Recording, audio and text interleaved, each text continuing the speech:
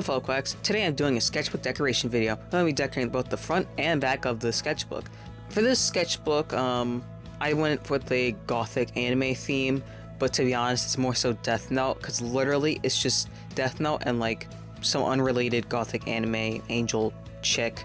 So yeah, I want to do something different because all my sketchbooks tend to be very pink and cutesy, and I wanted to do something different. Anyway, so the first thing I did was I painted the covers black because I had to, has to match the theme.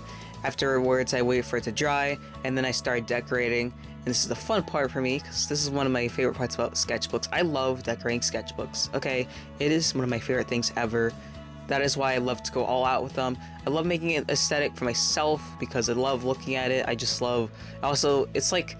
The sketchbook in itself is like an art form, Like, obviously, it doesn't affect the entire theme of the sketchbook. It's just the cover. I glued on everything. I just printed stuff out. I didn't do anything crazy.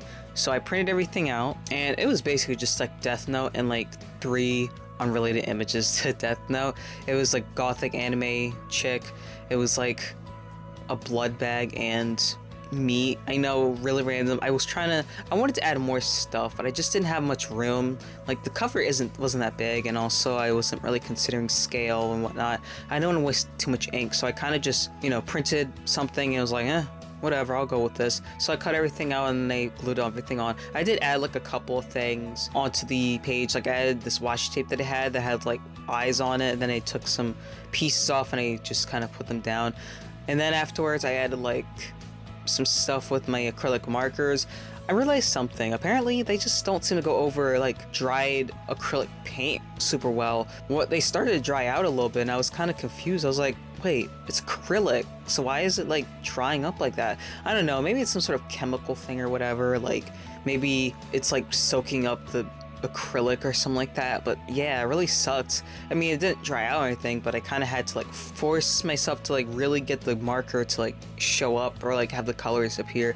And it was mainly with the fine tip one. The larger one was fine because I feel like that can handle acrylic marker or acrylic paint a little bit better. After that, I just kind of, I had to let everything dry, and it surprisingly didn't take too long. Near the end, I didn't record this part of the process, but I did add Mod Podge to the cover with how it gets it some shiny and like laminated look, I guess. I don't know how else to describe it. Like, it's like the stuff was printed onto the cover, and I really love that look. Unfortunately, the paper kind of wrinkled. It's sort of flattened out once everything completely dried overnight, but I was so disappointed that it mostly is like a little wrinkly when you like go over it, because I want it to be like smooth.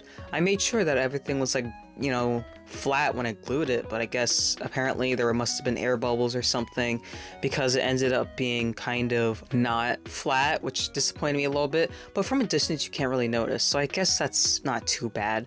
But yeah, if you use Mod Podge, it's basically like a mix of a glue and a sealant. So if you want to glue something down like collage paper, that really works. And also if you want to like add something on top of it, like if you wanted to protect a painting, you would put it on top of a painting or something like that, I guess.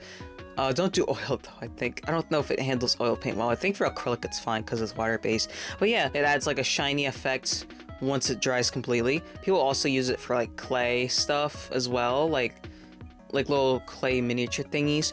So if you ever wonder how like people get their clay figures or whatever to be so shiny, they probably use Mod Podge. They might have used something else. Mod Podge seems to be pretty popular. Anyway, so that's kind of it for the video. I hope you guys enjoyed, and I'll see you quacks later.